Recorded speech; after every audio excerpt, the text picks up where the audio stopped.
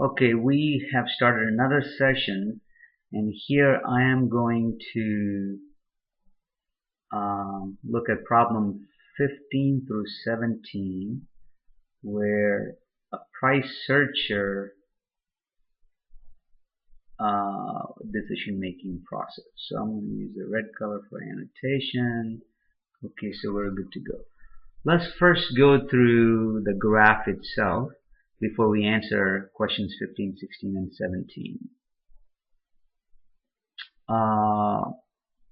Alright, a price searcher faces a sloping demand line. Unlike a competitive market where they don't have any influence, so they cannot search on the price on this line, they are just faced with the flat line. In this case, it's not so competitive, so they can search a price and sell it at one price. And based on the figure above, it says if the price searcher represented in the diagram does not practice price discrimination, meaning they're not selling at various prices, they are selling at one price, and what that price would be and what is the production rate is the question. We know our decision-making process is always marginal revenue equals marginal cost. So wherever these two are equal, that's where the production stops. So here's the marginal cost line. Here's the marginal revenue line, as you can see. So we're going to stop right here. Marginal cost and marginal revenue is equal, so we produce 100 units at a price of not $5. We produce at a price right on the demand line of $11. And the cost of making 100 units is on the average total cost. In total, it cost me about here, that's about $9. So we're making a pretty healthy profit of $2 per unit. So you could say I'm making an economic profit because you can only make average total cost in a competitive market. Here we're making an economic profit. So that's about $2 per unit times we're producing about 100 units. So that's $200 in total economic profit. So armed with this information, let's answer the questions. From A is producing 150 units? Nope. Producing 100 units? Yes. At an output and charging a price of $11? Yep, that's what we saw. Producing 100 units and charging $5? No. $5 is the marginal revenue, so that's the wrong answer right there. Producing 100 units and charging $8? We don't even know where that number is coming from, so that's incorrect. So the answer is B. 15 is B.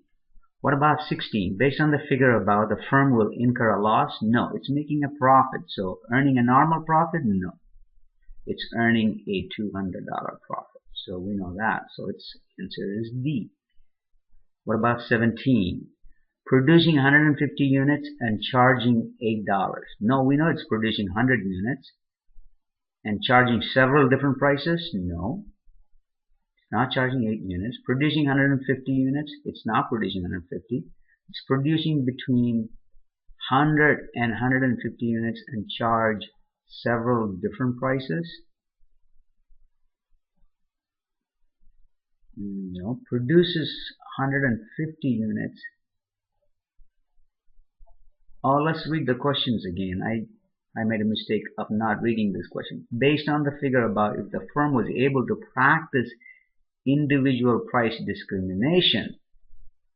Okay. If it's practicing individual price discrimination, then it would choose to sell one here, one here, one here until their cost is equal to, their marginal cost is equal to the price at which they can sell. They no longer look at marginal revenue.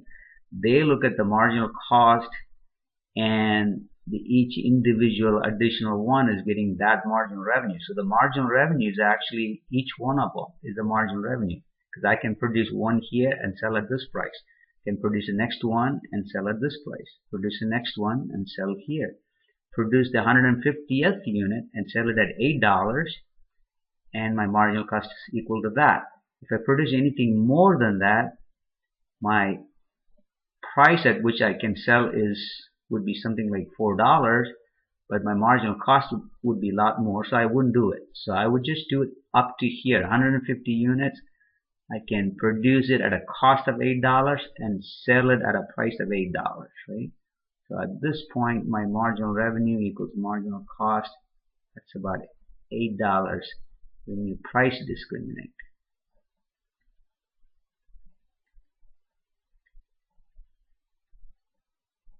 Then your answer would be for 17.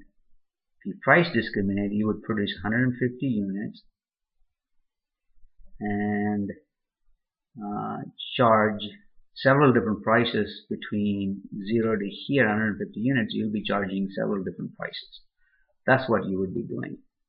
You won't be producing 150 units and charging $8 for all of them. So that's why it's incorrect. You are charging different prices.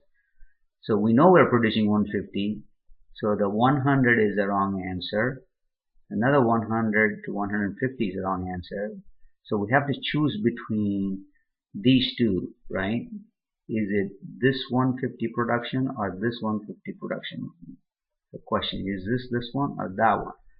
Well, we would know we're not charging one single price. We're producing 150 and charging several different prices. That's the answer. So 17 answer would be C.